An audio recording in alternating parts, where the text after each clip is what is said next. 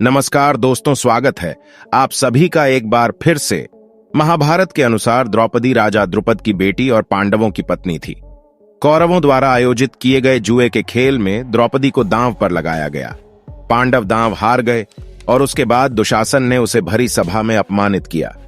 द्रौपदी के चरित्र के ये वो पहलू हैं जिनके बारे में अधिकांश लोग जानते हैं, लेकिन बहुत कम लोग जानते हैं कि द्रौपदी का किरदार बहुत आदर्श है। महाभारत के अनुसार द्रौपदी सुंदर होने के साथ ही बहुत बुद्धिमान स्त्री रही होगी। जब भी पांडव कमजोर पड़े या उन्हें कोई निर्णय लेने में संकोच हुआ, द्रौपदी ने हमेशा एक पत्नी का कर्तव्य निभाया। वो ये बखूबी जानती थी कि उसे कब कितना और कहां बोलना है। दोस्तों, महाभारत में द्रौपदी के चीरहरण की कहानी तो आप सभी जानते ही हैं। द्रौपदी 5 पांडव की पत्नी थी, यह भी आप जानते ही होंगे। लेकिन सोचने वाली बात यह है कि द्रौपदी 5 पांडवों से प्रेम कैसे करती थी। क्या पांचों पांडव के बीच द्रौपदी को लेकर कोई नियम था? इन सभी सवालों के जवाब जानेंगे हम अपनी आज के इस वीडियो में, इसलिए वीडियो को बिना स्किप किए अंत तक जरूर देखिएगा। और अगर आपने अब तक हमारे चैनल को सब्सक्राइब नहीं किया तो सब्सक्राइब करके बटन को प्रेस कर दीजिए ताकि हमारी आने वाली वीडियोस की अपडेट मिलती रहे। तो चलिए शुरू करते हैं। दोस्तों, महाभारत से जुड़ी हुई यह कथा उस समय की है जब धृतराष्ट्र की आज्ञा से इंद्रप्रस्थ में राज्य पाकर पांडु धर्मराज युधिष्ठिर अपने भाइयों और द्रौपदी के साथ सुखपूर्वक रहने लगे थे। पांडवों की सेवा भाव से इंद्रप्रस्थ की प्रजा भी काफी प्रसन्नता पूर्वक अपना जीवन यापन कर रही थी। पर एक दिन अचानक जब सभी पांडव भाई राज्यसभा में बैठे थे, उस वक्त बाहर नारद मुनि आते हैं। देवऋषि नारद को अपने सामने देखकर धर्मराज युधिष्ठिर सहित सभी पांडव भाई खड़े होकर हाथ जोड़कर उन्हें नमस्कार करते हैं और उन्हें अपना आसन बैठने के लिए देते हैं। नारद मुनि के आसन पर बैठने के बाद सभी पांडव भाई अपनी पूरी श्रद्धा से उनका आदर सत्कार करते हैं। पांडवों की सेवा भाव को देखकर देवऋषि नारद मन ही मन बहुत प्रसन्न होते हैं। तभी वहां द्रौपदी आती है और नारद मुनि का आशीर्वाद लेकर चली जाती है।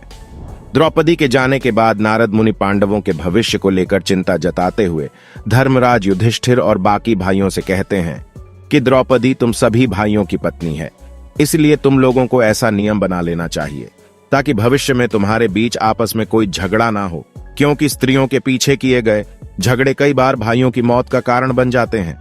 नारद मुनि की बातें सुनकर पांचों भाई सन्न रह जाते हैं और फिर थोड़ा रुककर धर्मराज युधिष्ठिर नारद मुनि से कहते हैं कि प्रभु, हम पांचों भाइयों में आज तक कभी द्रौपदी को लेकर कोई मनमुटाव नहीं हुआ और मुझे पूरी उम्मीद है कि भविष्य में भी हमारे बीच कभी ऐसा कुछ नहीं होगा, इसलिए शायद हमें ऐसा कोई नियम बनाने की जरूरत नहीं है।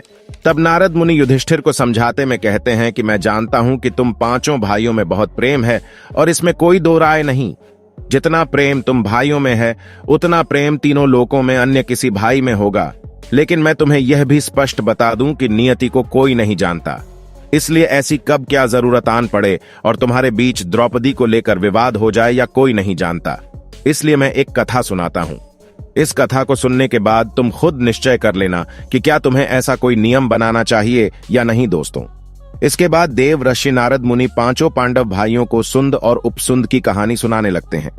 दोस्तों, आपको बता दें कि नारद मुनि जिस सुंद और उपसुंद की कहानी पांडवों को सुनाते हैं, उनका वर्णन महाभारत आदि पर्व में राज्य बल्लभ पर्व में वर्णित है, जिसके मुताबिक प्राचीन समय में सुंद और उपसुंद नाम के 2 पराक्रमी भाई थे। दोनों के बीच बहुत ही ज्यादा प्रेम था।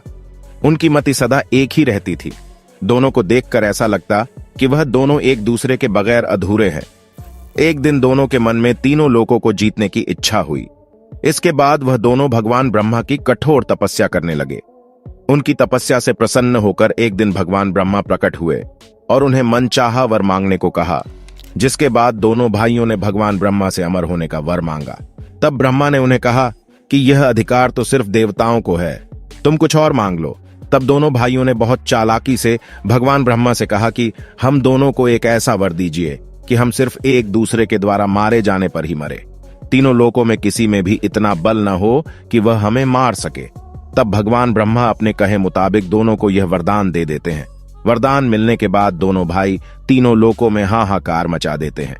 उन दोनों दैत्य भाइयों ने इंद्रलोक पर भी अपना अधिकार जमा लिया, जिसकी वजह से परेशान होकर सभी देवी देवता ब्रह्मा जी के पास गए। तब ब्रह्मा जी ने उनका वध करने के लिए भगवान विश्वकर्मा को बुलाया। भगवान विश्वकर्मा के आने पर ब्रह्मा जी ने उन्हें एक ऐसी सुंदर स्त्री की रचना करने को कहा जिसे देखकर हर प्राणी मोहित हो जाए। तब भगवान विश्वकर्मा ने ब्रह्मा जी के कहने पर एक दिव्या सुंदरी को बनाया। उस सुंदरी के शरीर के अंग सोने की भांति धमक रहे थे। उसके लंबे बाल, नैन नक्श किसी को भी मोहित कर सकते थे। भगवान ब्रह्मा ने उस सुंदरी को तिलोत्तमा नाम दिया और उससे कहा, देवी, तुम्हारी रचना सुंद और उपसुंद भाइयों के वध के लिए की गई है। तुम्हें उनके पास जाकर अपने रूप से उन्हें मोहित करना है। तुम्हें देखने के बाद उन्हें कोई और दिखाई न दे। तुम्हें ऐसा प्रयत्न करना है।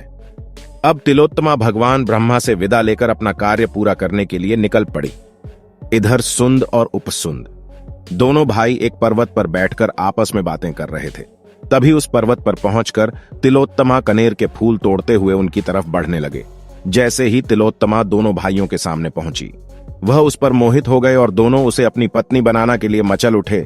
जहां सुंद तिलोत्तमा को पत्नी बनाना चाहता था, वहीं उपसुंद भी उसे अपनी पत्नी बनाने के लिए उतावला हो रहा था। तिलोत्तमा को पाने के लिए अब दोनों भाई आपस में बहस करने लगे। धीरे धीरे इनकी लड़ाई बहस में बदल गई। दोनों ही एक दूसरे पर अस्त्रों से प्रहार करने लगे और अंत में दोनों एक दूसरे से स्त्री की वजह से लड़ते हुए मारे गए। इस प्रकार एक स्त्री ने दोनों भाइयों को आपस में लड़ाकर मार डाला। दोस्तों, अब नारद जी युधिष्ठिर से कहते हैं, प्रिय युधिष्ठिर, आप 5 भाई हैं और रानी द्रौपदी आप 5 भाइयों की पत्नी है। ऐसे में यह संभव है, एक स्त्री आप भाइयों में युद्ध करा सकती है। इसलिए मैं तो आपको यही सलाह दूंगा कि आप लोग रानी द्रौपदी के साथ रहने का नियम बांध ले। जो इस नियम का उल्लंघन करें उसे 12 बरस का वनवास दंड स्वरूप दें, जिससे आप भाइयों में एक स्त्री की वजह से कभी लड़ाई नहीं होगी। दोस्तों, इतना कहने के बाद नाराज जी वहां से चले गए। उनके जाने के बाद 5 पांडव उनकी सलाह को मानते हुए द्रौपदी के साथ रहने का नियम बना लेते हैं। द्रौपदी के साथ कैसे रहना, इसका नियम धर्मराज युधिष्ठिर बनाते हैं, जिसके मुताबिक द्रौपदी हर साल पांडवों में से किसी एक के साथ ही समय व्यतीत करेंगे। यानी द्रौपदी 1 साल तक केवल एक पांडव की पत्नी बनकर रहेंगे और जिस समय द्रौपदी अपने कमरे में किसी एक पांडव के साथ होगी, उस वक्त उनके कमरे में कोई और पांडव प्रवेश नहीं करेगा। यदि कोई पांडव गलती से भी इस नियम को तोड़ता है तो उसे सजा के तौर पर 12 वर्ष के लिए वन में जाकर ब्रह्मचर्य का पालन करते हुए बिताना होगा। पर दोस्तों, नियति का खेल कुछ और ही था। एक दिन अर्जुन ना चाहते हुए भी युधिष्ठिर के बनाए इस नियम को तोड़ देते हैं।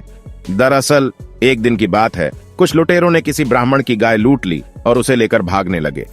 वह ब्राह्मण दुखी होकर पांडवों के महल की तरफ भागते हुए जाता है। उस वक्त महल के बाहर अर्जुन टहल रहे थे।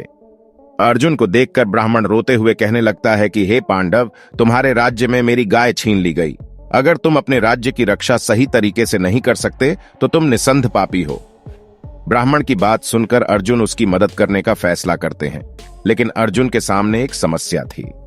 दरअसल जिस कमरे में राजा युधिष्ठिर द्रौपदी के साथ बैठे हुए थे, उसी कमरे में अर्जुन के अस्त्र शस्त्र रखे हुए थे। अर्जुन अब सोच में पड़ जाते हैं कि वह युधिष्ठिर द्वारा बनाए हुए नियमों का पालन करें या फिर ब्राह्मण की मदद करें। अंत में अर्जुन फैसला लेते हैं कि उन्हें ब्राह्मण की मदद करनी है, तो चाहे उन्हें उसका प्रायश्चित ही क्यों ना करना पड़े।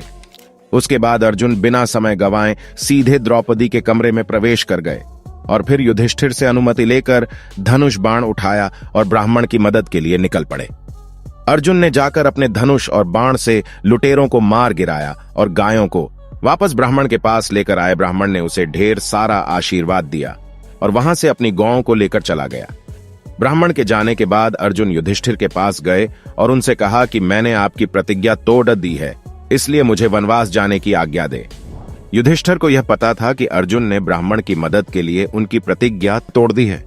उन्होंने अर्जुन से कहा, तुम मुझसे छोटे हो और छोटे भाई, यदि अपनी स्त्री के साथ एकांत में बैठा हो तो बड़े भाई के द्वारा उनका एकांत भंग करना अपराध है, लेकिन जब छोटा भाई यदि बड़े भाई का एकांत भंग करें तो वो क्षमा का पात्र है। इस पर अर्जुन युधिष्ठिर से कहा कि आप ही कहते हैं धर्म पालन में किसी भी प्रकार की धोखाधड़ी नहीं करनी चाहिए, इसलिए आप मुझे वनवास जाने की आज्ञा दें। अर्जुन की बात सुनकर युधिष्ठिर अर्जुन को वनवास जाने की आज्ञा दे देते हैं, जिसके बाद अर्जुन वनवास जाने को निकल पड़े।